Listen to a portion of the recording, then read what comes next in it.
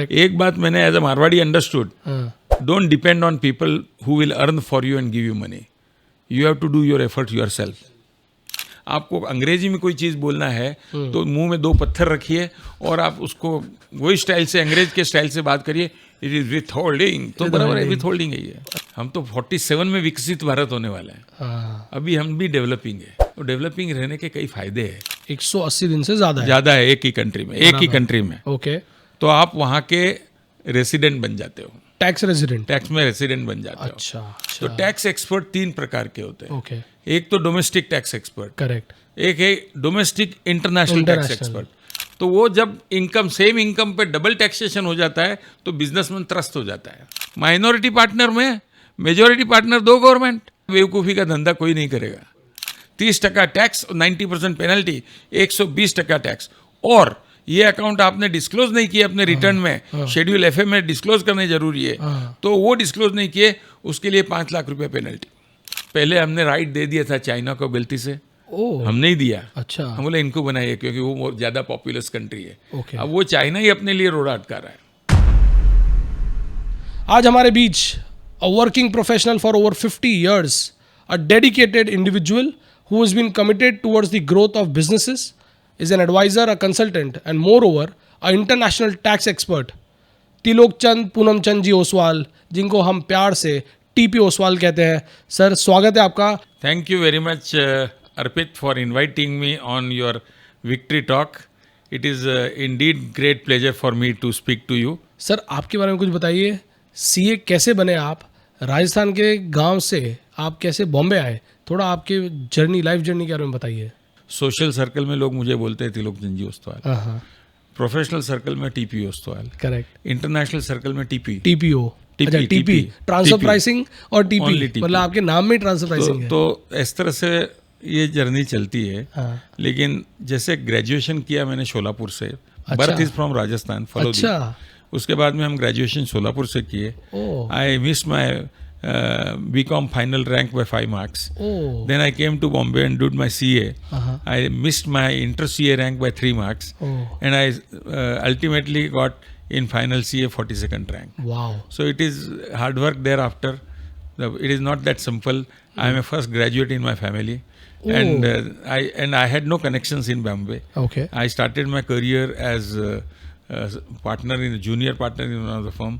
Okay. Then thereafter I started my own firm. Sir, बहुत सारे questions आए थे, बहुत सारे प्रश्न आए थे, सारे के सारे एक ही चीज़ को लेके कि कैसे एक इंडियन बिजनेसमैन बाहर जा सकता है. तो सबसे पहला सवाल सर, क्या आपको लगता है कि इंडियन बिजनेसेस बाहर जाके उनके लिए वाकई कोई वैल्यू है कि क्या कर सकते हैं, कैसे एक्सपैंड कर सकते हैं? और इंडिया जो कह रहे हैं कि इतना बड़ा इकोनॉमी बनने वाला है, कहीं इसी में ही बहुत सारी अपॉर्चुनिटीज़ है कि बाहर भी जाना चाहिए? देखिए, ऐसी बात है कि यदि आपका बिजनेस यहाँ एक्सपांड हो रहा है और अच्छी तरह से एक्सपांड हो रहा है और आपकी इच्छा है ज्योग्राफिकल एडवांटेज भी उठाया जाए. कई बार क्यों विदेश में लोग जाना चाहते हैं? हमारा मार्केट में तेजी चल रही है, बहुत बढ़िया बात है. लेकिन हमारे मार्केट में जरूरी नहीं कि तो परमानेंटली तेजी चलेगी. बराबर. कभी यहाँ मंदी आ गई तो उसमें एडवांटेज ले रहे हो, दूसरे मार्केट में तेजी होगी तो वहाँ जाके हमारी प्रेजेंस है तो हम उसका भी एडवांटेज ले सकते हैं. So generally businessman would like to take advantage of being present in number of geographical locations. And because of that people like to expand everywhere as much as they can, provided it is their capacity, first of all. Okay. And if you have saturated Indian market, then definitely you should explore your possibility going abroad. And to do that, you must have, first of all, some presence at least to begin with. ये समझ में आ गया कि अब हम geographically हमको expand करना है, बाहर जाना है, तो मेरे पास वहाँ पर सेल सपोर्ट हो जाएगा, मार्केटिंग हो जाता है, कहीं ना कहीं मुझे मैन पावर सपोर्ट मिल जाता है, प्रोडक्शन ऑपरेशन हो सकता है वो मैं इंडिया से हूँ या कहीं पर ऐसी जगह पे हूँ जहाँ से मुझे उसका लीवरेज ले सकता हूँ मैं. ये सारी चीज़ें हैं. एक चीज़ है जो सबसे ज़्यादा डिफ़िकल्ट है, जो समझ नहीं आती है और कहीं ना कहीं बहुत ट्रिकी है, वो है टैक्सेशन, कंप्लायंसेस और टैक्सेशन. क्या लगता है आपको कि पूरे अगर वर्ल्ड इकोनॉमी की मैं बात करूं, क्यों ये इतना डिफरेंट है और क्या इसके बारे में मतलब समझना चाहिए एक बिजनेस एंटरप्रेन्योर को जो विदेश जाना चाहता है?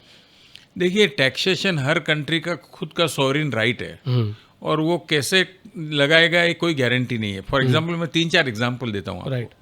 आप सिंगापुर में रेसिडेंट हो, हाँ सिंगापुर में रह रहे हो, हाँ और आप विदेशों में कमाई कर रहे हो, ओके विदेश की कमाई हुई इनकम सिंगापुर में जब तक नहीं लेके जाओगे तो वहाँ टैक्स नहीं लगेगा। ओके आपने इनकम कमा ली हाँ दुबई में या कोई ऐसी कंट्री में जहाँ टैक्स नहीं लगता है, बराबर और वो वहीं रखी या दूसरे कोई बैंक अकाउंट दूसरे कोई कंट्री में रखी, सिंगापुर लेके नहीं गए तो वो टैक्स नहीं है। This is known as territorial taxation. Very nice. आप दूसरी बात है, अभी जैसे यूके चेंज कर रहा है, अभी तो नॉन डॉम का कॉन्सेप्ट है उधर। ओके यदि आप नॉन डोमिसिल है वहाँ पे भी, यदि नॉन डोमिसिल होने के बाद विदेशी की इनकम विदेश में रखते हो तो टैक्स नहीं है यूके में। ओके लेकिन कई countries, India, Germany, UK, USA, ऐसी है वर्ल्ड वाइड टैक्सेशन है। ओहो बोले आपने तिम्बकतू में भी कमाई की है तो इंडिया टैक्स लगाएगा।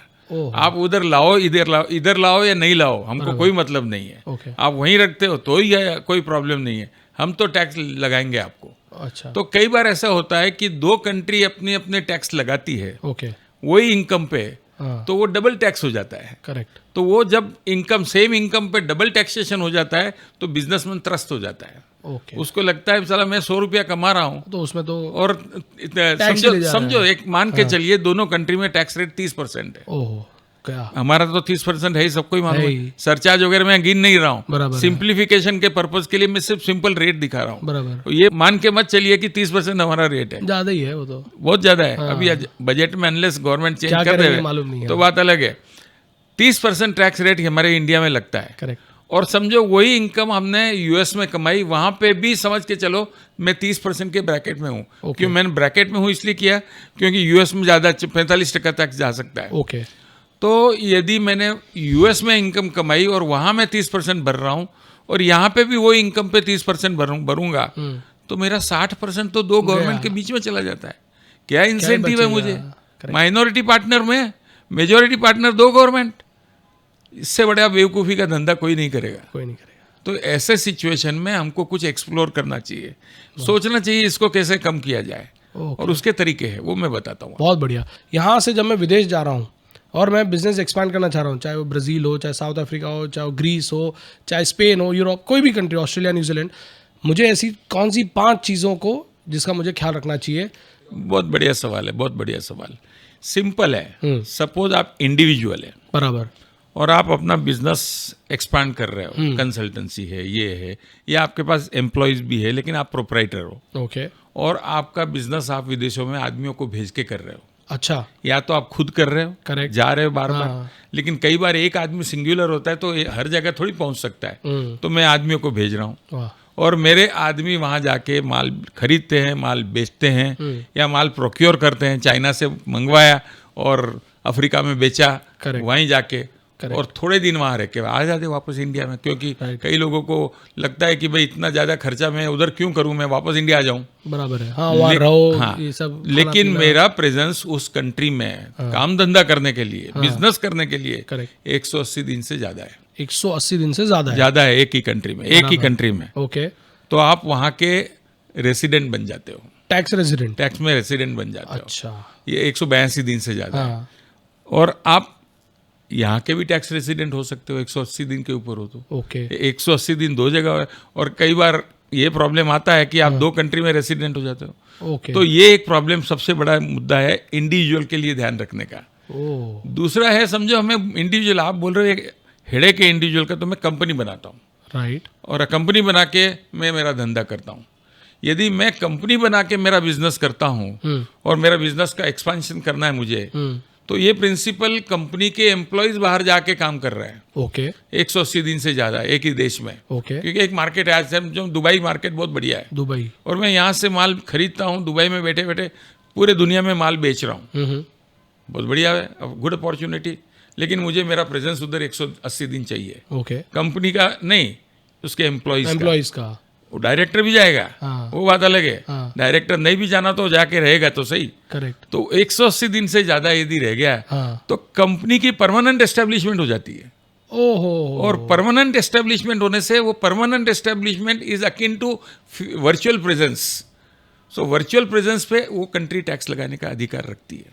तो सबसे पहला पॉइंट हो गया रेजिडेंसी, जो आपने अभी समझाया है कि रेजिडेंसी आपको मैनेज करना चाहिए कि आप बाहर जा रहे हो, यहाँ जा रहे हो, किस कंट्री में रेजिडेंस हो, तो सबसे पहले आपको ये ध्यान रखना पड़ेगा आपकी रेजिडेंसी का। सर मैं उधर फिजिकल प्रेजेंस नहीं करना चाहता हूँ, करेक्ट, मैं एम्प्लॉय को भी नहीं भेजना चाहता हूँ, मैं एक सब्सिडरी खोल देता हूँ ओके, और मैं वहाँ एम्प्लॉय रख देता हूँ सब्सिडरी में, वहीं पर ही हायर करें, लोकल, वर्चुअली वहीं रहेंगे। करेक्ट, लेकिन सब्सिडी के सब हिसाब किताब मैं यहीं करूँगा, राइट, बैंक अकाउंट मैं ही वापरूंगा, क्योंकि अल्टीमेटली बिजनेसमैन होता है, सबसे उसको प्यारा चीज़ है कंट्रोल, और पैसे पे कंट्रोल।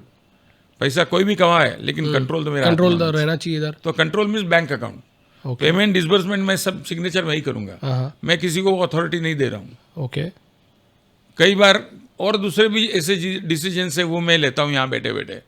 परचेस क्या करना है, मैं इंस्ट्रक्शन देता हूँ चाइना को, ये माल इसको सप्लाई करे, मेरे दुबई के सब्सिडियरी को, ओके, और दुबई की सब्सिडी में आदमी है उनको बोलता हूँ इधर बेचे, ओके, या उनको भी मैं इंस्ट्रक्शन देता हूँ, देख भैया मार्केट अभी उसका सिंगापुर में अच्छा है, तो सिंगापुर के इस कस्टमर को कांटेक्ट कर और उसको बेच।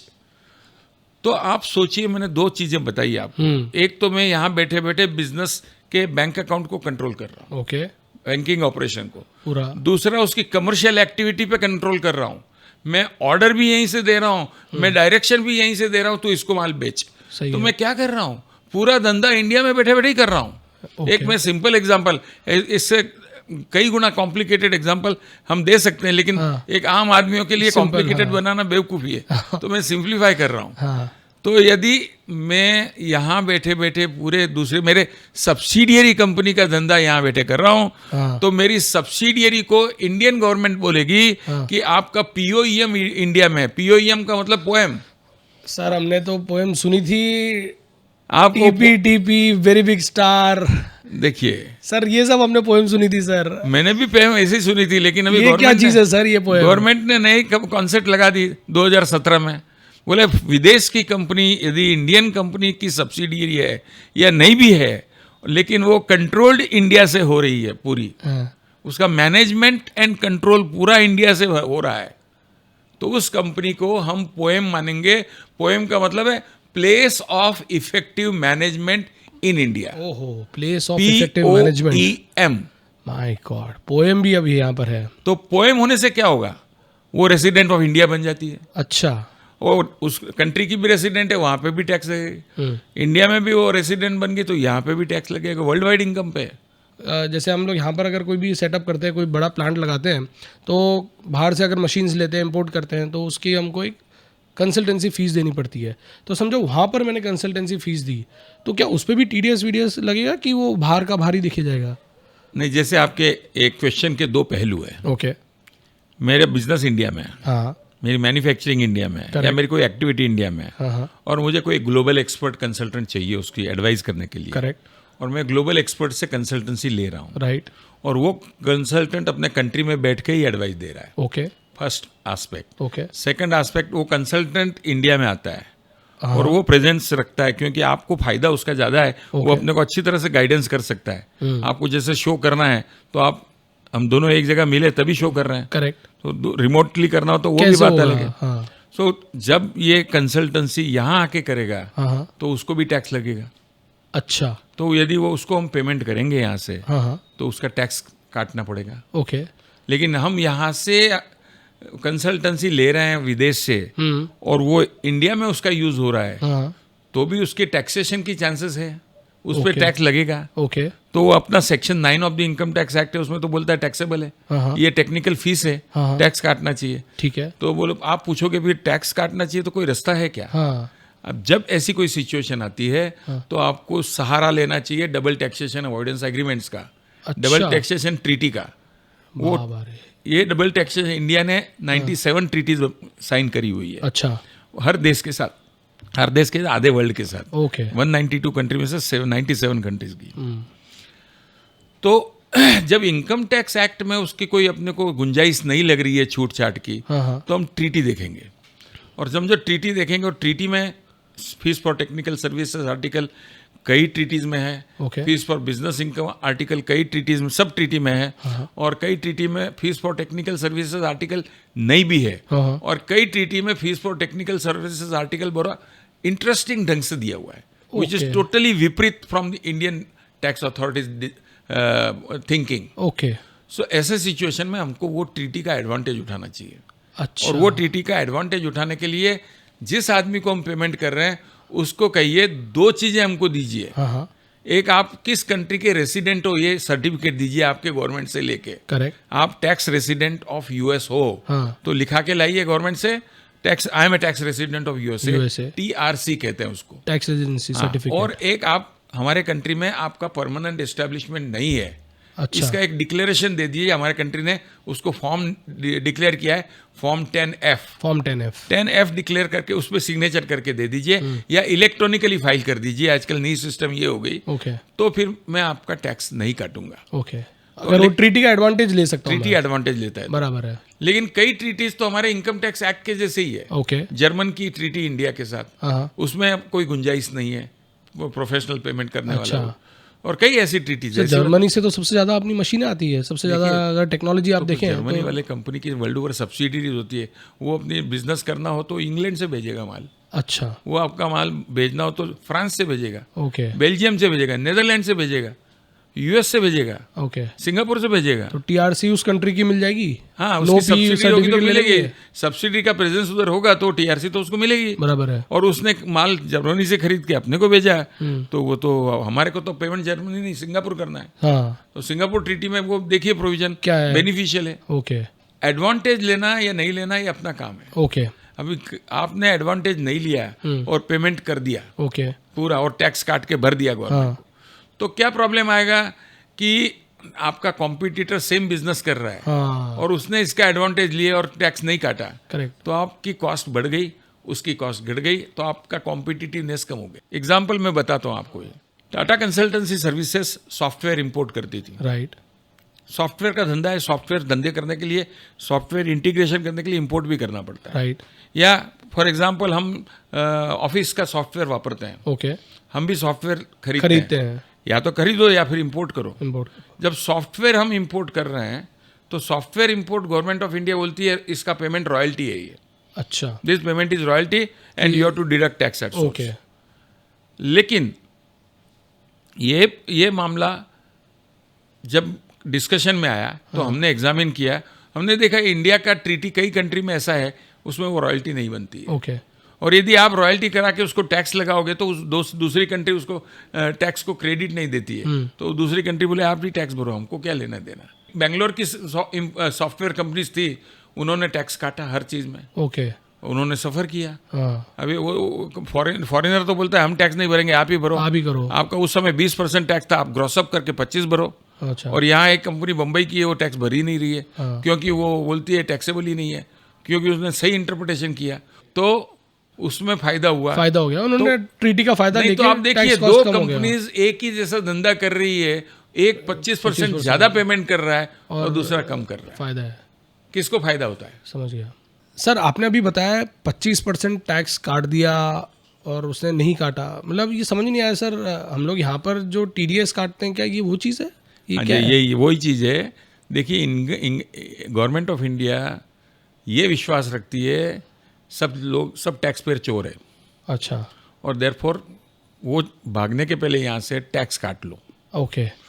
TDS कर लो हर चीज़ का। अपने गवर्नमेंट का टैक्स कलेक्शन 60% TDS से होता है, और 40% हम सेल्फ असेसमेंट करते हैं। और विदेशी लोगों के लिए तो पहली बात तो TDS काटना जरूरी, नहीं तो उससे रिकवरी कैसे मिलेगा वो? तो इसको कहते हैं TDS, tax deduction at source.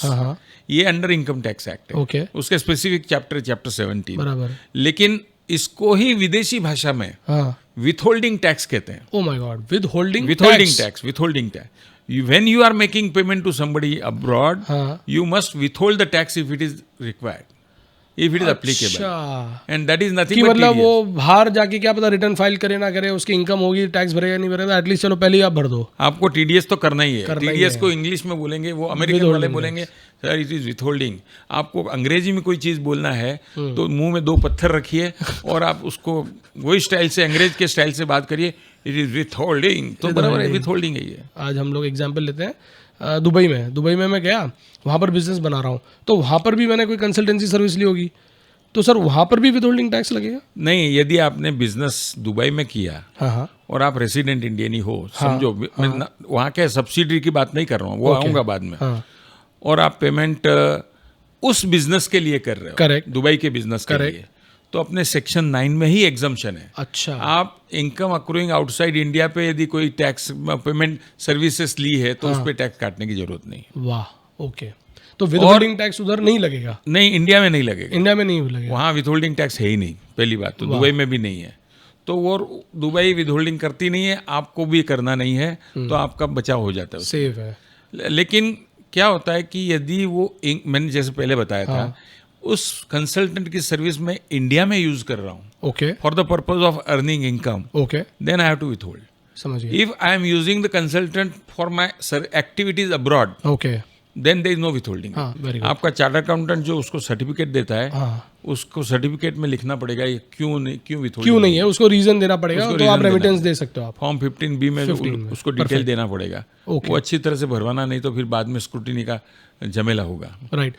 Sir, ये दुबई के लिए, अगर समझो सिंगापुर में अपन जा रहे हैं तो क्या वहाँ सेटअप करें? अच्छा, किधर भी जाइए। तो मतलब मुझे मेरी कंट्री सिलेक्ट करने के लिए कि कहाँ पर जाना है। आप यहाँ विथहोल्डिंग नहीं होगा। राइट। तो सबसे पहले आपने बता दिया रेजिडेंसी का ध्यान रखो, सेकेंड अभी आपने बताया विदहोल्डिंग टैक्स, सर तीसरा हमने ABCD सुना था, अभी आपने PE बता दिया। सर थोड़ा सा बताइए कि बाहर जा रहा हूँ मैं, बिजनेस बना रहा हूँ, तो मुझे क्या ध्यान रखना है कि मेरा उधर PE ना बन जाए? कि PE के रूल्स है हर ट्रीटी में। आप देखिए 97 ट्रीटी मैंने बोला, हाँ, तो 97 ट्रीटी में एक आर्टिकल 5 डिफाइन करता है PE क्या होता है, ओके, उसकी एग्जॉस्टिव डेफिनेशन है। राइट।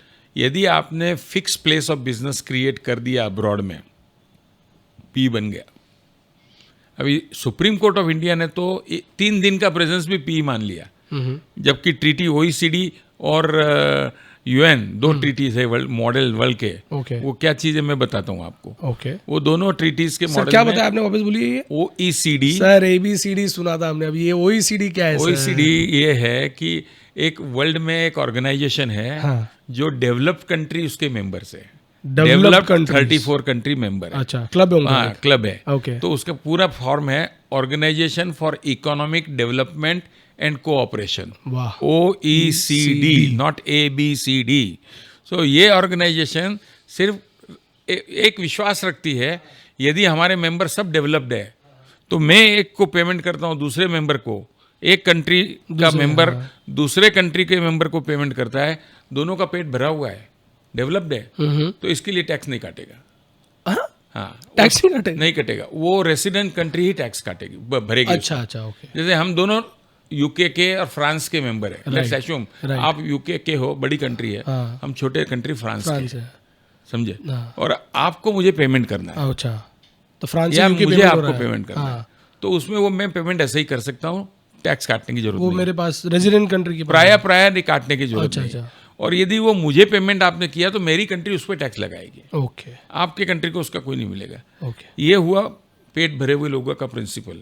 आपका पेट भरा हुआ है और आपको दूसरी बार कोई सर थोड़े 10-12 रसगुल्ले खा लीजिए, आप बोलेंगे बस यार कल लेके आज नहीं खाऊंगा अभी। दूसरा एग्जाम्पल है, पेट खाली है, कौन सी ऐसी देश है? डेवलपिंग।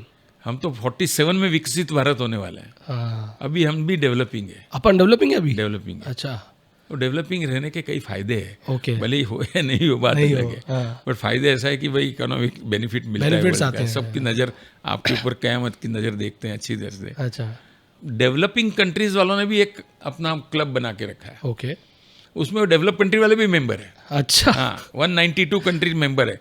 उस क्लब का नाम है United Nations club, UN is very popular, right. तो अभी झगड़ा तो आपको चलता ही, हमेशा देखते हो 5 देश है जो वीटो पावर वापर सकते हैं, UK, France, USA, China and Germany. ये कई चीज़ों में फ्रांस वीटो कर देते हैं कई चीज़ों को। ओके, ओके, हम चाहते हैं कि हमको भी वो वीटो क्लब में डालिए। अच्छा, जर्मनी गलत बोल गया, रशिया है। रशिया, ओके, हाँ, तो लेकिन ये पहले हमने राइट दे दिया था चाइना को गलती से, हम नहीं दिया। अच्छा, हम बोले इनको बनाइए क्योंकि वो ज़्यादा पॉपुलस कंट्री है। ओके, अब वो चाइना ही अपने लिए रोड़ा अटका रहा है, अच्छा, अपन को उसमें अपने बनने नहीं दे रहा है। ओह, एनीवे टाइम आएगा उसका भी, मोदी जी है तो सब कुछ सब है, मुमकिन है, मोदी जी कर रहे हैं कोशिश, करेक्ट, तो ये टाइम आएगा। हाँ, हम ये जो देश है, विकसित देश और विकासशील देश, विकासशील कहेंगे हिंदी में, डेवलपिंग कंट्रीज, डेवलपिंग कंट्रीज, तो ये डेवलपिंग कंट्रीज के केस में हमारा पेट तो भरा हुआ नहीं है। करेक्ट। हमारे को तो पैसे की जरूरत है। करेक्ट। हमारा रेलवे बनाना है, रोड बनाने हैं, स्कूल बनाने हैं, लोगों को पॉवर्टी एलिवेट करनी है, हॉस्पिटल्स हैं। हॉस्पिटल बनाने हैं। तो हम जो भी पेमेंट यहाँ से करेंगे फॉरेनर को, हाँ, हम चाहते हैं यहाँ से जब पेमेंट होता है तो उस पर टैक्स यहाँ लगे कटना रहे। चाहिए। ओके उसको विथहोल्डिंग टैक्स होना ही चाहिए। That is withholding tax. Okay कुछ भी पेमेंट करो ओके। तो उससे फॉरेनर ट्रस्ट है। अब ट्रस्ट है तो क्या, उसको कंप्लाई तो इंडिया के लॉ करना ही पड़ेगा। वर्ल्ड का सबसे पॉपुलस कंट्री कौन सा है? अभी तो इंडिया हो गया। इंडिया है। हाँ। बिजनेस किसको करना है उधर? सबको ही करना है। सबको ही करना है। यदि आपको बिजनेस करना है कंजम्पशन सारा हाईएस्ट इधर ही है। नहीं तो यहाँ का लॉ कंप्लाई करना पड़ेगा। करेक्ट। यदि लॉ कंप्लाई करना है तो विथहोल्डिंग टैक्स करना है। वो फॉरेनर क्या करता है इसमें, वो भी होशियारी करता है, चालाकी ये है, वो बोलेगा आपने पेमेंट करना है, आप उस पर टैक्स भरना है तो आप खुद ही भरिए, आपका ही खर्चा। हमको तो ग्रॉस अप टैक्स दे दो पैसा। अच्छा। हमको टैक्स का कोई लेना देना नहीं। ग्रॉस अप टैक्स सर, ये ग्रॉस अप टैक्स क्या है? जैसे आपको टैक्स काटना है 20% 20% और आपको उसको पेमेंट करना है 80, 100 100 रुपये में से 20 काट के 80 देना 20 है। काट के 80। हाँ। तो वो कहता है मुझे वो टैक्स काटना नहीं है, मुझे 100 का 100 चाहिए। अच्छा। तो आपको 100 पे जो 20% टैक्स बनता है, हाँ हाँ। तो चूंकि आप टैक्स भर रहे हो तो टैक्स के ऊपर टैक्स कैलकुलेट करना है। ओहो, इसका मतलब है टैक्स के ऊपर टैक्स कैलकुलेट करोगे तो 20 का 25 हो जाता है। समझ गया। Simple formula. 80 के इक्विवेलेंट अभी आपको 100 देना है। करेक्ट। तो आपने अभी आप 20 यदि टैक्स होता था, बराबर है। यदि पेमेंट मुझे 80 देना पड़ता था, तो वो एक्चुअली उसका परसेंटेज कितना है? 20/80 इज 25%। 25%। तो बोले आप 100 रुपया भरा है ना, हाँ। तो आप 25% टैक्स गवर्नमेंट को दे दीजिए। अच्छा। That is equivalent to your compliance of 20%। Okay. तो वो जो पेमेंट करता है उसको निगोशिएट करना चाहिए ट्रीटी या उसके एग्रीमेंट में कि टैक्स उसको भरना चाहिए या नहीं। मोस्टली जो कंट्री टेक्नोलॉजी चाहती है एसएससी टैक्स पेयर, वो वीक होता है, इसलिए वो जो टेक्नोलॉजी देने वाला डिक्टेट करता है। ओके। बोला नथिंग डूइंग, मुझे ये पेमेंट पूरा दो, नहीं तो मैं नहीं देता हूँ टेक्नोलॉजी। ऐसे सिचुएशन में मीडिएटर कौन होते हैं? दो कंट्री के लॉयर। अपने लॉयर को भी तगड़ा रखना चाहिए। अच्छा। या अपने कंसल्टेंट को भी जरा फोर्सफुल रखना चाहिए। ओके। उसको कन्विंस करना चाहिए भैया तेरा नुकसान क्या है इसमें। हाँ। मैं 20% टैक्स भर रहा हूँ, तू ये पैसा लेके जा रहा है, तो तेरे कंट्री में भी टैक्स लगता है। तेरी कंट्री का टैक्स रेट क्या है? बोला मेरा 30% है।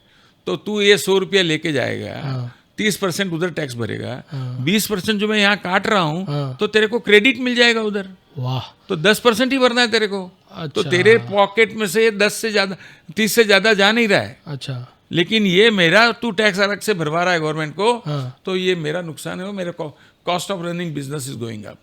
तो ये आपको करना चाहिए। सर अभी आपने एक बहुत इंपॉर्टेंट चीज़ बताई, वो यहाँ से 20 दे के जा रहा है तो उसको 10 का उधर, उसको 20 का क्रेडिट मिल जाएगा, 30 के सामने 10 पे करना पड़ेगा। तो मतलब कहीं ना कहीं जो हमारे बिजनेस वाले हैं वो सोच रहे हैं कि मुझे अगर मैं बाहर जाके सेटअप करता हूँ तो वहाँ पर भी टैक्स देना पड़ेगा, इधर भी टैक्स देना पड़ेगा। क्या कॉन्सेप्ट है, क्या इसका ये benefit है? कॉन्सेप्ट इंडिया के हर ट्रीटी में, फॉर एग्जांपल हमने 97 ट्रीटीज की है। हाँ। हर ट्रीटी में आर्टिकल 23 है, जहां आर्टिकल कहता है कि आपने कोई दूसरे कंट्री में टैक्स दिया है तो और उसी इनकम पे यहाँ टैक्स भरना है। अच्छा। तो आपको टैक्स का क्रेडिट मिलेगा। क्रेडिट मिल जाएगा। क्रेडिट मिलेगा। अच्छा।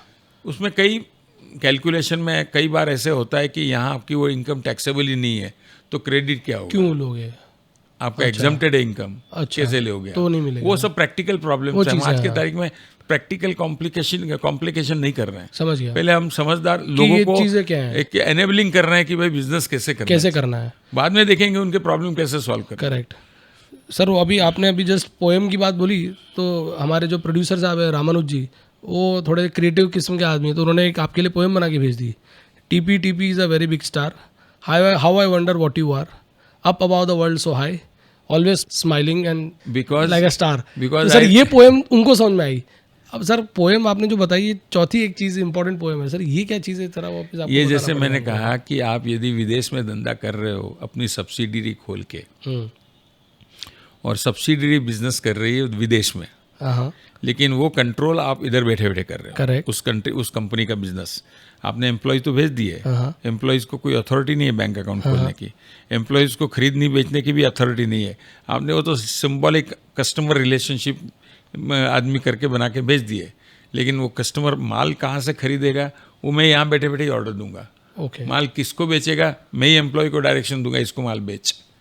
तो प्रॉफिट तो मेरे को, मेरी हुनर है प्रॉफिट करना बिजनेस में, बराबर मेरी एम्प्लॉय की हुनर नहीं है। करेक्ट एक बात मैंने एज अ मारवाड़ी अंडरस्टूड, हाँ don't depend on people who will earn for you and give you money, you have to do your effort yourself self बिल्कुल फॉर अर्निंग द मनी। बहुत बढ़िया तो देयरफॉर आप यदि समझते हो मैंने एम्प्लॉय रखे हैं, कॉम्पिटेंट एम्प्लॉय रखे हैं, कोई हरकत नहीं। वो मैं ये नहीं कह रहा हूँ कि हर आदमी नहीं कॉम्पिटेंट है, कुछ एम्प्लॉय तन मन से काम करेंगे, हाँ लेकिन जब वो सक्सेसफुल हो जाता है वो तो सोचेगा मैं ही अपना ही बिजनेस क्यों नहीं करूं, मेरा सेठ तो इंडिया में बैठा हुआ है, कभी आता ही नहीं है, अभी उसके माल किधर से खरीदना किसको बेचना अब मुझे आ गया है, तो मैं पूरा धंधा करूं तो आपको टैक्स के बदले में पूरी 100% इनकम चली जाएगी।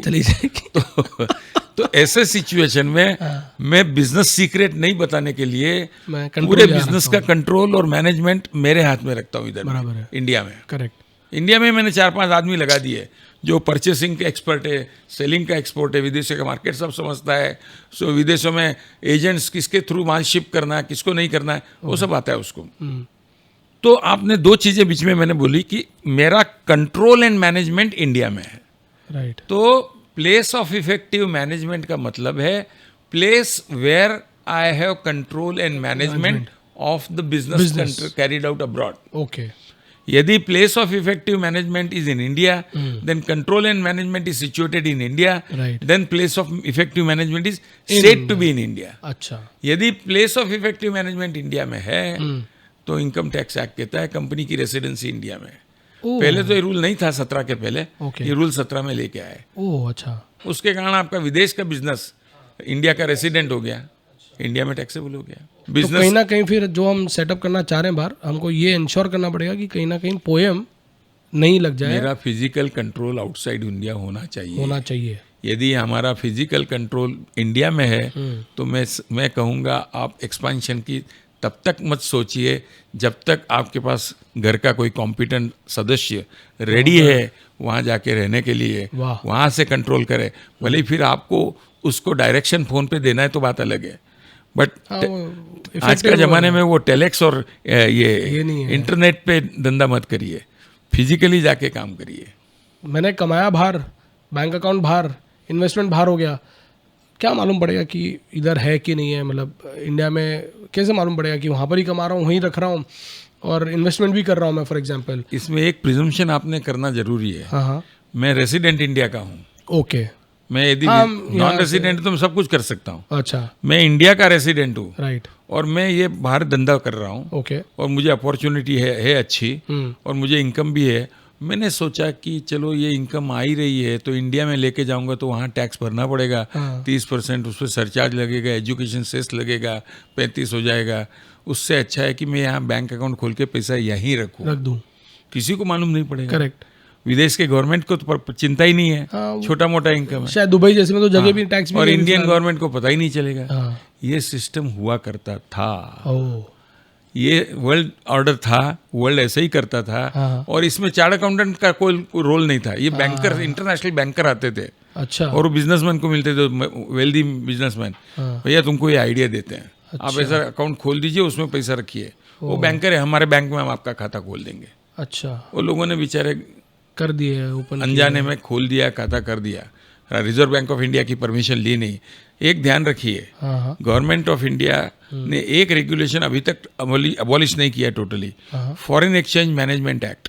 पहले फॉरेन एक्सचेंज कंट्रोल एक्ट था, क्रिमिनल लॉ था, हाँ। अभी उसको सिविल लॉ बना दिया, foreign exchange management act. Okay इस कारण गवर्नमेंट ऑफ इंडिया बची हुई भी है और इस कारण गवर्नमेंट हर चीज पेमेंट यहाँ से जाता है और आता है उसके कंट्रोल करती है, रखती है बराबर। यदि आप रेसिडेंट इंडियन हो और कंपनी में आपने विदेश में पैसा कमाया है तो 30 दिन के अंदर वो पैसा इंडिया में आना चाहिए। अच्छा आप नहीं ला रहे हो और फॉरेन में अकाउंट खोल के वहां जमा कर रहे हो तो पहली बात तो फॉरेन का अकाउंट इलीगल है, अच्छा आपने रिजर्व बैंक ऑफ इंडिया की परमिशन ली नहीं है ओके और आज तक अपने चला लिए लोगों ने गाड़ी, हाँ लेकिन अभी हाँ वर्ल्ड के सब कंट्री के टैक्स ऑफिसर साथ में आ गए अच्छा और उन्होंने एक एग्रीमेंट सही कर लिया, exchange of information, exchange of information exchange of information. अच्छा और उसमें गवर्नमेंट ने उनको एनकरेज किया, बोले पहले तो simple exchange of information agreement किया। ओके आप रिक्वेस्ट करोगे तो इन्फॉर्मेशन एक्सचेंज होगी। ओके हमारे गवर्नमेंट ने उनको रेकमेंड किया,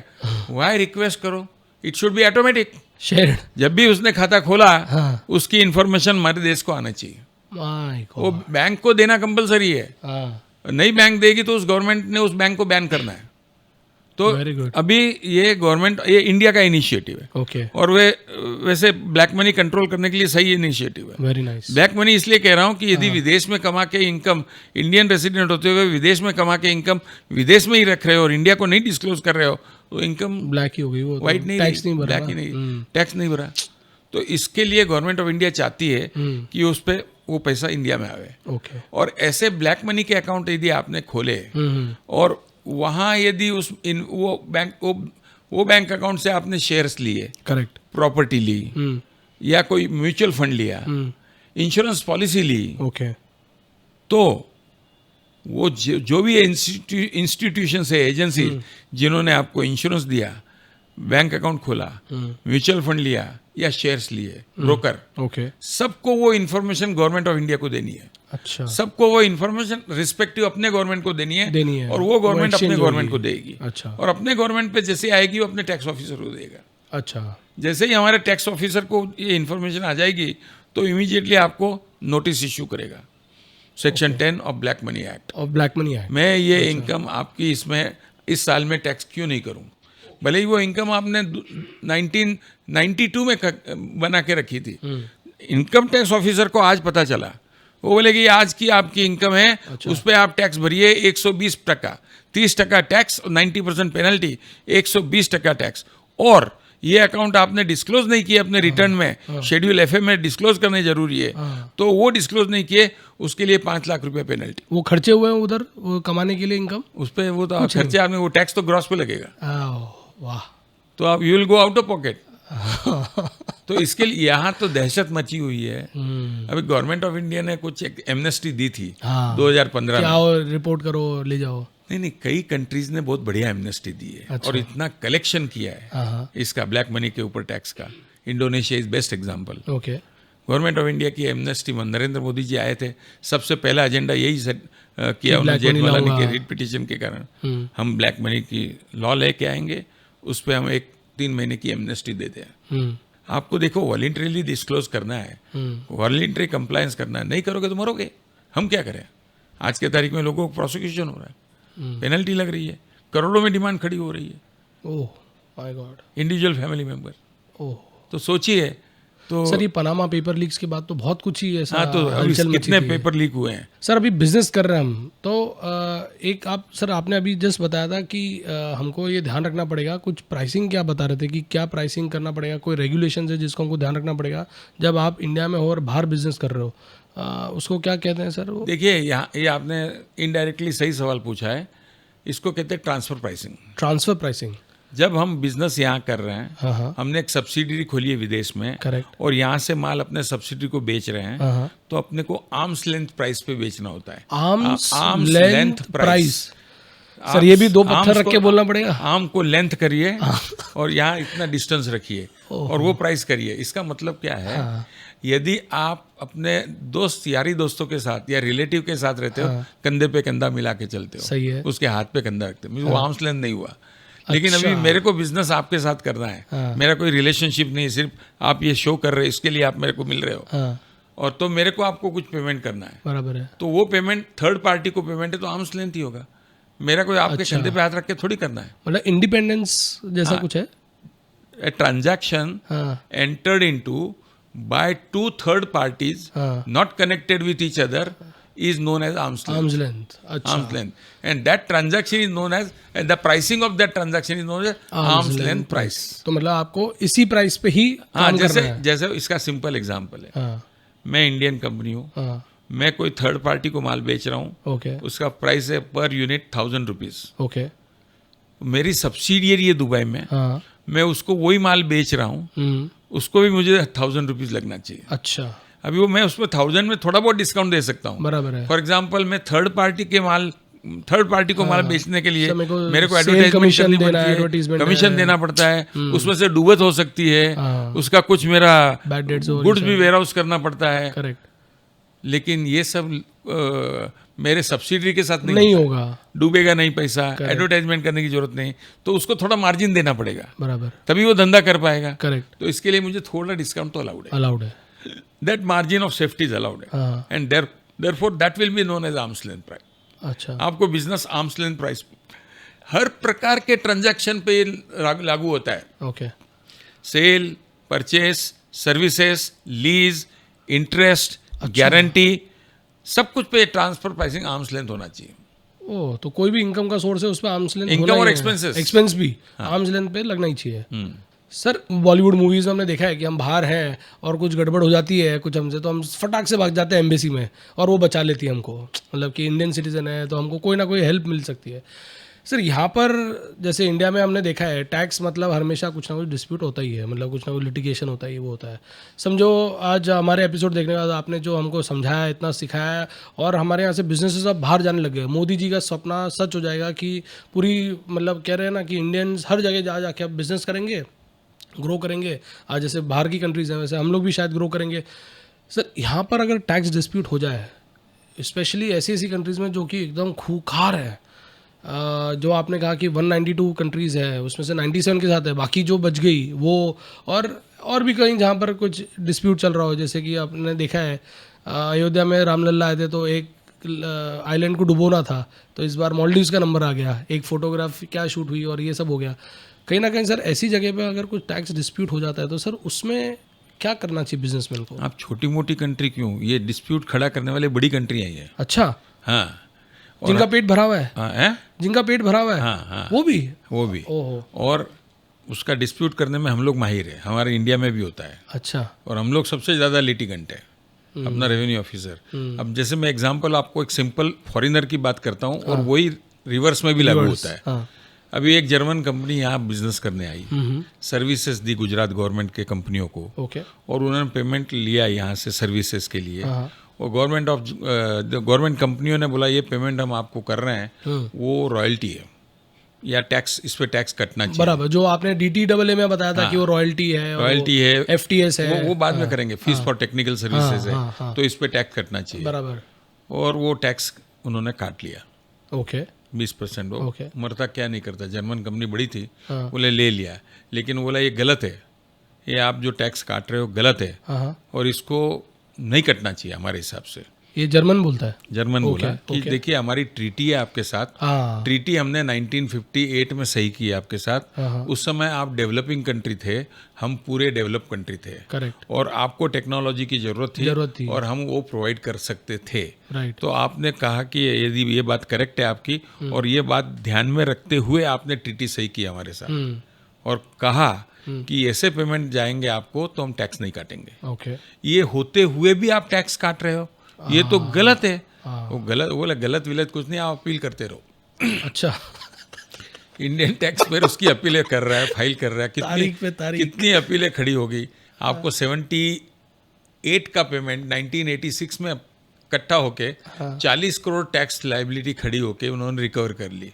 76 की 40 करोड़, आज की तारीख में उसका कैलकुलेशन कर लीजिए, more than 50 years, how much will be the value. बड़ा अमाउंट हो गया। जब वो डिस्प्यूट खड़ा हो गया तो पहली बात तो उस पर स्टे लेके आओ, और गवर्नमेंट ऑफ इंडिया स्टे देने में कोई कंजूसाई है, लाइब्रेरी डिक्शनरी में कंजूसाई रखती है, और फॉरेनर के बारे में तो पर्टिकुलरली कैसे स्टे दे दें, भाग गया तो पैसे कहाँ से लाएंगे, स्टे दिया नहीं। और उस समय कोई बॉम्बे हाईकोर्ट के डिसीजन भी आए थे सीमेंस के केस में, कि भाई गवर्नमेंट गारंटी के बेसिस पे रन नहीं कर सकती है तो स्टे कैसे देना चाहिए, क्यों देवे, टैक्स भरो, कुछ आदत तो टैक्स भरो।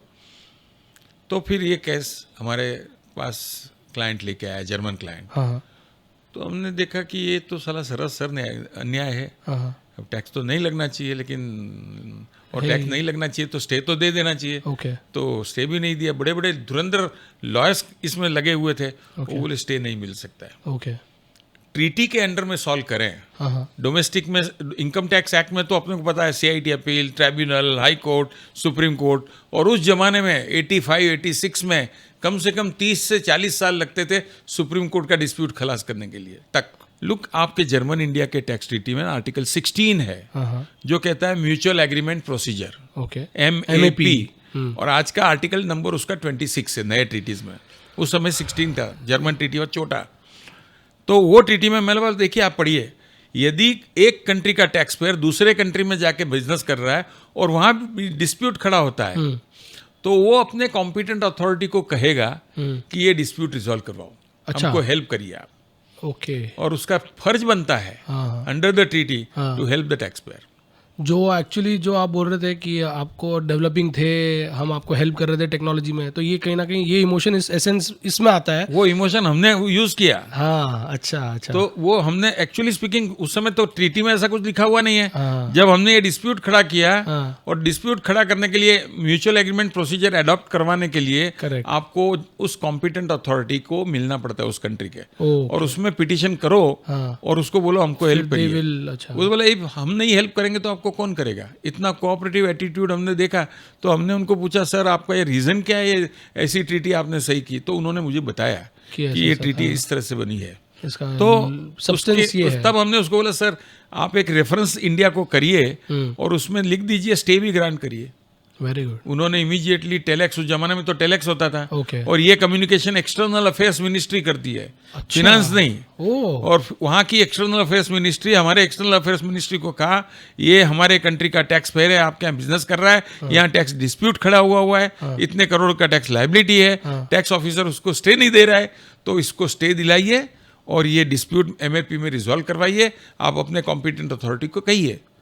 इमीडिएटली उन्होंने फाइनेंस मिनिस्टर को भेजा, ओके। फाइनेंस मिनिस्टर ने finance secretary, chairman central board, जिस चेयरमैन ने उस स्टे को रिजेक्ट किया था उसको उस वापस स्टे देना पड़ा। ओके। और स्टे देने के बाद उसने बोला जब तक ये mutual agreement procedure dispute resolve नहीं होवे तब तक स्टे रहेगा। Very good. और हम तो रिलीफ मिल जाती है कभी? तो हम जीत गए, 5 साल लगे हमको जीतने के लिए। ओके।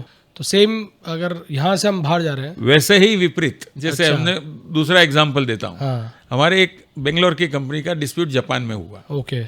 सॉफ्टवेयर बिजनेस का डिस्प्यूट नॉर्मल है, तो जब जापान में डिस्प्यूट हुआ तो हमने वो जापानीज अथॉरिटी को यहाँ से इंडियन अथॉरिटी को बोला ये डिस्प्यूट खड़ा करो। अच्छा। और उन्होंने खड़ा किया, और जापानीज अथॉरिटी को हमने वहाँ का कंसल्ट लेके मीटिंग की और उनको समझाया ये तो टैक्स होना नहीं चाहिए। हाँ।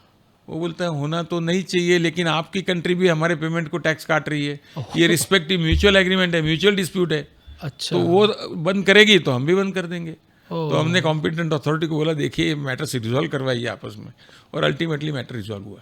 मतलब ये तो और एकदम, जैसे मैं for मेरे को लगता है example- इसमें तो बॉलीवुड मूवी बननी चाहिए। नहीं, जैसे कि मैंने- एकदम इवैक्यूएशन, एकदम आप एविक करके ला रहे हो। जैसे hijack हो जापान रहा का है, सब हो एग्जांपल रहा है। दिया मैंने, हमने चाइना के साथ किया, हाँ। न्यूजीलैंड के साथ किया, कि मलेशिया के साथ किया। मलेशिया के साथ, हाँ, काफी। अभी आप देखेंगे इंडियन बहुत सारे बिजनेसेस ब्राजील और साउथ अफ्रीका में भी कर रहे हैं, तो क्या ये उनके ब्राजील एक ऐसा देश है इंडिया से भी ज्यादा लिटिगेंट है। सो दो आपस में लिटिगेंट कंट्रीज मिली है, तो दोनों को साथ में बैठ के रिजॉल्व करना पड़ेगा। ओके। अभी लिटिगेशन यूएस में भी है, हाँ हाँ। लेकिन यहाँ पे भी है। हमारा लिटिगेशन का साइज एंड शेप अलग अलग है, ओके। और स्टाइल भी अलग है। ओके। वो रिजॉल्व अभी पहले इंडिया ने डिस्प्यूट खड़ा किया था, यूएस ने खड़ा किया था, ट्रांसफर प्राइसिंग नहीं करेंगे, ओके। डिस्प्यूट पॉलिटिकली रिजोल्यूशन नक्की हुआ, ओह, तो उसमें रिजोल्यूशन आ गया। वाह। रिजोल्यूशन ये अल्टीमेटली ये MAP is a settlement procedure. अच्छा। ये कोई अच्छा, एक तरह से आर्बिट्राज, ये क्या कहते हैं, arbitration and reconciliation, settlement procedure, settlement है, इसमें कोई लॉ नहीं है। लॉ को विपरीत भी किया जा सकता इसमें सब्सटेंस देखा जाता है कि क्यों ये हुआ था, क्या एसेंस था, और उसके बेसिस पे शायद कहीं ना कहीं इस पे आता है। वंडरफुल। तो मतलब ये भी एक है कि अगर आप बहुत बड़े हो गए, बहुत बड़ा साइज हो गया। अभी एक आपको समझा, एक और इंटरेस्टिंग बात बता। हाँ। हमने एक जापानीज कंपनी का डिस्प्यूट इंडिया में खड़ा किया था, हाँ। उसको हमने MAP में लिया, हाँ। और दोनों अथॉरिटी मान गई ओके। ये डिस्प्यूट चलो 20% टैक्स भर दो, हम सॉल्व कर दो। रिजॉल्व कर देते। ओके। हमारे हिसाब से 20% भरना करेक्ट नहीं था। अच्छा, फिर भी? हाँ, हमने तो टैक्स पेयर को बोला 0 टैक्स है। अच्छा। वो अभी दोनों अथॉरिटीज मान गई आपस में। हाँ। अभी इंडिया में प्रोसीजर ऐसा है कि जब म्यूचुअल एग्रीमेंट आप डिस्प्यूट रिजॉल्व चले करते गए, हो, हाँ। तो टैक्स पेयर की सहमति चाहिए। ओह। वो आया हमारे पास सम्मति के लिए, तो वो मेरे पास आया क्लाइंट, हम बोला, और तब तक लकीली क्या हुआ, सुप्रीम कोर्ट का एक डिसीजन आ गया। अच्छा। वो बोलते टैक्स लगना नहीं चाहिए। ओह तो हमने बोला ये सेटलमेंट एक्सेप्टेबल नहीं है। My goodness. अच्छा। ये एक ही पहला केस हुआ इंडिया में जिसको डिस्प्यूट एक्सेप्ट किया हुआ डिस्प्यूट हमने रिजेक्ट किया। वाह। सो बिकॉज सुप्रीम तो कोर्ट आपको प्रेजेंस ऑफ माइंड होना चाहिए, कंसल्टेंट में उतनी हिम्मत होनी चाहिए काम करने आपको कि जो यहाँ पर आपको गाइड कर सके। चलता है लाइफ में। क्लाइंट के नसीब अच्छे हो। कंसल्टेंट को लगता है मैं साला झाड़ पे बैठा हूँ कौवा जैसे, और झाड़ गिर गया तो मेरे कारण गिरा, ऐसा नहीं होता है। कंसल्टेंट का कुछ लेना देना नहीं, वो सिर्फ उंगली दिखाता है। करेक्ट। बट पुण्य और पाप वो क्लाइंट का है। तो सर टैक्स डिस्प्यूट भी समझ में आ गया कि यहाँ पर भी अगर कहीं हुआ तो कहीं ना कहीं हमें हेल्प मिल जाएगी, और इसमें ministry of external affairs involve होते हैं। तो आई थिंक बहुत ज़बरदस्त चीज़ है। कहीं ना कहीं गवर्नमेंट्स आर नाउ इंश्योरिंग कि हम असिस्ट करेंगे हमारे सिटीजन्स को। वंडरफुल। सर आपने शुरू में बताया था रेजिडेंसी की हमने बात की थी, तब आपने बताया था कि नॉन रेजिडेंट्स का कुछ हम देखेंगे, नॉन रेजिडेंट टैक्सेशन और ये सब। सर ये क्या चीज़ है नॉन रेजिडेंट टैक्सेशन? देखिए ऐसा है कि इंडिया के टैक्सेशन के रूल रेजिडेंट और नॉन रेजिडेंट के बेसिस पे बने हुए हैं। बराबर है। नॉन रेजिडेंट को इंडियन इनकम पे टैक्स लगता है, करेक्ट। वर्ल्ड इनकम पे नहीं लगता है। करेक्ट। इंडियन रेजिडेंट को वर्ल्ड इनकम पे यहाँ टैक्स लगता है। करेक्ट। ऐसे ही दूसरे देशों के नियम अलग अलग है। ओके। वो सब अपने को देखने चाहिए, हाँ। उसके हिसाब से अपने को नक्की करना चाहिए स्ट्रक्चर कैसा बनाना है। जैसे कि आपने बताया पोएम के लिए आपको किसी को भेजना पड़ेगा बाहर, अब वो बाहर तो चला गया, नॉन रेजिडेंट बन गया, पैसा तो है, प्यार देश से ही है, तो उसको इंडिया में कैसे इन्वेस्ट करना, कैसे टैक्स करना, तो ये सब चीज़ें हम समझेंगे कि नॉन रेजिडेंट टैक्सेशन कैसे। सवाल का सिंपल आंसर, हाँ। यदि मैं नॉन रेजिडेंट बन गया तो मैं उस कंट्री में टैक्सेबल हूँ, इंडिया में नहीं। बराबर। यदि मैं उसकी इंडिया में इनकम होगी तो उस पर ही टैक्स भरूंगा। करेक्ट। तो सर आपने अभी वर्ड यूज़ किया प्लानिंग। सर ये स्ट्रक्चर्स आप बोल रहे थे, क्या होता है ये टैक्स स्ट्रक्चर्स, क्या होते हैं? फॉर एग्जांपल मैं प्रोप्राइटरशिप काम कर रहा हूँ। हाँ। बाद में मैंने दूसरा किया, मैं सब्सिडियरी कंपनी खोल के कर रहा हूँ। हाँ। अब सब्सिडियरी कंपनी एक देश में खोली है। हाँ। अब लेकिन उसका और धंधा बढ़ गया दूसरे देशों में, और कंट्रीज में मैं और सब्सिडियरी खोल रहा हूँ। लेकिन वो सब्सिडी कंट्री खोलते समय मैं वो आपस में दो कंट्री का ट्रीटी क्या है वो देखूंगा। ओके। नहीं, इंडिया का ट्रीटी का कोई लेना देना नहीं है। ओके। क्योंकि जैसे मैंने यहाँ से दुबई में कंपनी खोली, दुबई से मुझे साउथ अफ्रीका में कंट्री खोलनी है, दुबई से मुझे सिंगापुर में खोलनी है, तो सिंगापुर दुबई में कोई ट्रीटी है क्या देखना चाहिए। Okay. साउथ अफ्रीका और दुबई में कोई ट्रीटी है वो देखना चाहिए। दोनों तरफ इनकम टैक्स नहीं होनी चाहिए, और कम से कम टैक्स होनी चाहिए। यदि मिटिगेट हो सकती है नहीं, जो आपने अभी चर्चा की वो उन देशों के लिए करनी पड़ेगी। अच्छा। तो टैक्स एक्सपर्ट तीन प्रकार के होते हैं। ओके। एक तो डोमेस्टिक टैक्स एक्सपर्ट, करेक्ट। एक है डोमेस्टिक इंटरनेशनल टैक्स एक्सपर्ट जो हमारे टैक्स ट्रीटी समझते हैं, और तीसरा है कि इंटरनेशनल टैक्स एक्सपर्ट जो हमारी ट्रीटी समझता ही है लेकिन दूसरी देशों की दो कंट्री की भी ट्रीटी समझ के एडवाइस दे सकता है। वैसा टाइप का अल्टीमेट एम ऑफ प्रोफेशनल होना चाहिए। ताकि आपके क्लाइंट के सब प्रॉब्लम यहाँ बैठे बैठे आप सॉल्व कर सकते हो। स्ट्रक्चर करा लो ताकि कॉस्ट क्रिएट करके प्रॉब्लम रिजॉल्व कर सकते हो, और मैक्सिमम जो कॉस्ट है उसको आप रिड्यूस कर सकते हो, सो दैट उतना इफेक्टिवली आप लिवरेज ले पाओगे ज्योग्राफिकल इम्पैक्ट। करेक्ट सर, बहुत बढ़िया सर, बहुत ज़बरदस्त। आई थिंक जितना भी आपने बताया है, मुझे लगता है कि आज एक कोई भी बिजनेसमैन या जैसे कहते हैं कि एक नया स्टार्टअप आ रहा है, सर स्टार्टअप के लिए भी आपसे समझना चाहेंगे कोई ऐसी 2 या 3 ऐसी एडवाइस जो आपको ध्यान रखनी पड़ेगी, क्योंकि अभी तो वो सेटअप हो रहा है, कहीं ना कहीं फंड भी रेस करेगा, और उसके पास कहीं ना कहीं मुझे मालूम है जैसे बहुत सारे स्टार्टअप्स है जो यहाँ से बचाने के लिए सिंगापुर या यहाँ वहाँ पर हेड ऑफिस बना देते हैं, सब कुछ कर लेते हैं। सर उनके लिए क्या ऐसी एडवाइस रहेगी? सर स्टार्टअप के लिए सबसे इम्पोर्टेंट बात यह है पैसा रेस करना। सो फर्स्ट ऑफ ऑल विदेशों से मैक्सिमम पैसा एट ए मैक्सिमम प्रीमियम कैसे लिया जाए। करेक्ट। और वो प्रीमियम यहाँ कैसे टैक्स नहीं होना चाहिए। करेक्ट। उसके लिए नेसेसरी रजिस्ट्रेशन वो करवा लेना चाहिए। राइट। उसके बाद में जो प्रीमियम आएगा, first round, second round, angel investor का राउंड, फोर्थ राउंड, लास्ट में अल्टीमेटली पब्लिक इशू या कंपनी बिक भी सकती है। करेक्ट। तो वो सब प्लानिंग बराबर सोच समझ के करना चाहिए, और इसी में पैसा है, rather than just getting the money and doing business doesn't give you pay। कि स्टार्टअप को ये सब चीज़ें स्पेशली देखनी पड़ेगी, और इनको प्रॉपर एडवाइस लेके काम करना चाहिए, अदरवाइज उनका फोकस चेंज हो सकता है। तो structure is what something they have to focus on. उनको जैसे ही एक बार पैसा आ गया उसके बाद में विदेशों में काम करना हो तो स्ट्रक्चर कैसे करना चाहिए वो सोच समझ के करना चाहिए। ब्रिलियंट ब्रिलियंट सर, गजब। आपने इतने से कम टाइम में आपने पूरा इतना कॉम्प्लेक्स सब्जेक्ट इतना अच्छी तरीके से आपने एक्सप्लेन किया है। कहीं ना कहीं मुझे ऐसा लगता है सब लोग एम्पावर होंगे, और कहीं ना कहीं उनको एक बढ़िया विजन मिलेगा कि क्या हमको जाना है, कैसे नहीं जाना है, किस तरफ हमको, किस कंट्री में जाना है, किससे सलाह लेनी है, और कैसे हम इस पर काम कर सकते हैं। सर बहुत बहुत धन्यवाद आपका। Thank you for your victory talk show, and I am indeed very pleased to give an interview. Thank you very much, sir. I think we hope जो भी क्वेश्चंस आएंगे आपके आज के वक्तव्य सुनने के बाद, जितने भी हमको क्वेश्चन आएंगे, आप हमारे लिए अवेलेबल हो, हमारे श्रोताओं के लिए अवेलेबल हो, और कुछ ना कुछ इनसे रिलेटेड जो भी इश्यूज रहेंगे कहीं ना कहीं हम आपको रीच आउट करेंगे और आपकी मदद लेते रहेंगे। धन्यवाद।